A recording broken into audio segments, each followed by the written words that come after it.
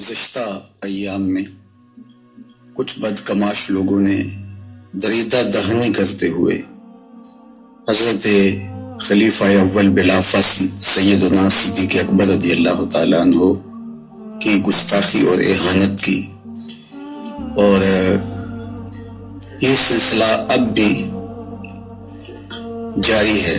حضور علیہ السلام کے صحابہ کے ساتھ، حضور کے اہل بیت کے ساتھ عقیدت و محبت کا ربط و رشتہ رکھنے والے اس کے متحمل نہیں ہو سکتے، اور یہ ملک امن کا گہوارہ ہے۔ یہ عالمی سازش ہے کہ اس ملک کو پھر فرقہ واریت کی آگ میں جھونک دیا جائے، لیکن سنجیدہ اور متین لوگ کبھی بھی ایسا نہیں ہونے دیں گے، اور نادیدہ ہاتھوں کا اس ملک کو کھیل نہیں بننے دیں گے۔ لیکن اگر حضرت سیدنا صدیق اکبر رضی اللہ تعالیٰ عنہ کی اہانت ہوتی ہے تو اس کو بھی کسی صورت گوارا نہیں کیا جا سکتا۔ حضور کا پیار ان کے رگ و ریشہ میں یوں محو نفوذ تھا کہ جب وہ شام کے سفر سے واپس آتے ہیں تو انہیں کسی نے بتایا کہ تمہارے ساتھ جن کا دوستی کا تعلق ہے وہ نبوت کے مدعی ہیں۔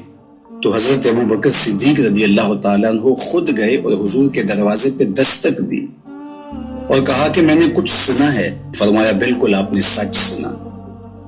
تو حضرت ابو بکر صدیق نے کوئی معجزہ طلب نہیں کیا، کوئی بحث نہیں کی، بلکہ فرمایا آپ ہاتھ بڑھائیے، میں بیعت اسلام کرنا چاہتا ہوں۔ کائنات میں کسی نے ایسا عشق نہیں کیا جیسا حضور سے حضرت ابو بکر نے کیا ہے رضی اللہ تعالی عنہ۔ کائنات میں حسن کی داستانیں آپ نے سنی ہوں گی، محبت کی کہانیاں آپ نے سنی ہوں گی، لیکن سیدنا صدیق اکبر رضی اللہ تعالی عنہ کا عشق یہ کسی سے مخفی نہیں ہے۔ 5000 فٹ کی بلندی پر ہے غار ثور، اور آقا کریم علیہ السلام کو کندھوں پہ اٹھا کے سیدنا صدیق اکبر رضی اللہ تعالیٰ عنہ غار ثور کے اوپر جا رہے ہیں، اور شوق فراما کا عالم یہ ہے کہ قدم بھی خوشی سے پورا نہیں لگتا۔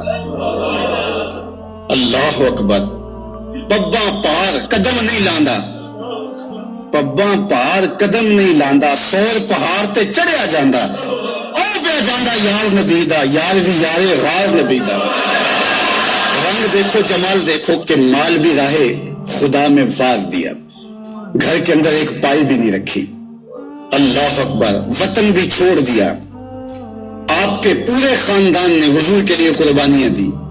حضرت عثمان ابو جہل سے تھپڑ کھائے، وہ آپ کے گوشوارے ٹوٹ کے گرے، کیا کیا تکلیفیں آپ کے خاندان نے گوارا نہیں کی، اور غار ثور کی وہ ایک رات حضرت عمر کہا کرتے تھے میری ساری زندگی کی نیکیاں لے لیں، اور عمر وہ رات دے دے۔ تو یہ ہے حضرت سیدنا صدیق اکبر رضی اللہ تعالیٰ عنہ کی محبت کا رنگ۔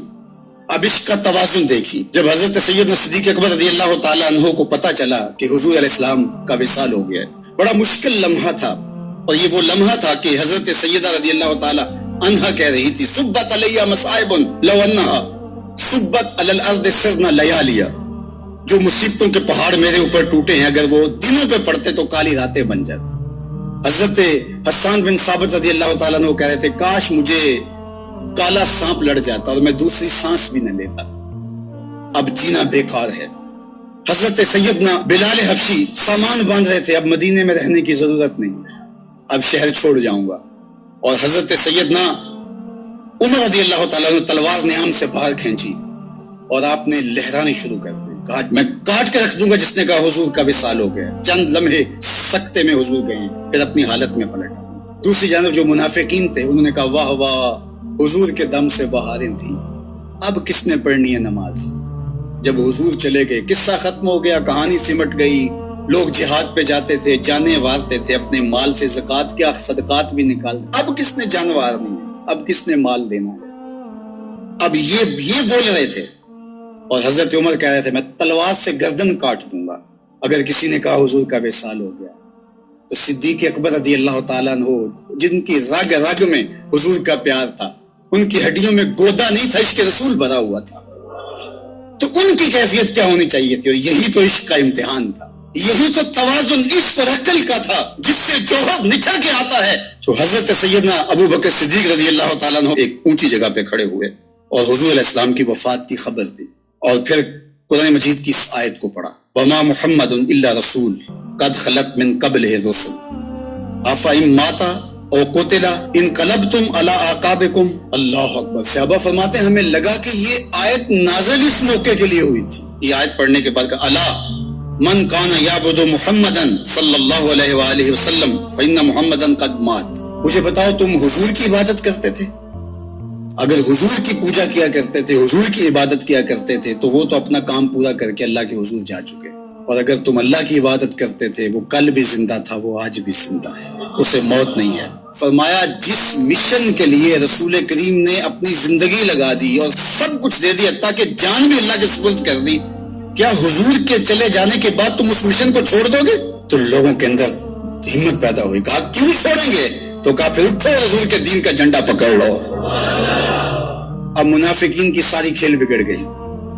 ان کا خیال یہ تھا کہ یہ موقع ہے. اس نازک موقع پر حضرت سیدنا صدیق اکبر رضی اللہ تعالیٰ عنہ کا بھی کلیجہ پھٹ رہا تھا، لیکن انہوں نے جو مشکل وقت میں جو فیصلہ کیا وہ امت کے کھڑا ہونے کا ضامن بن گیا. میں کہتا ہوں اگر یہ موقع حضرت سیدنا صدیق اکبر جو ہے وہ نہ سنبھالتے تو بتاؤ آج امت کے چہرے پہ رنگ موجود ہوتا؟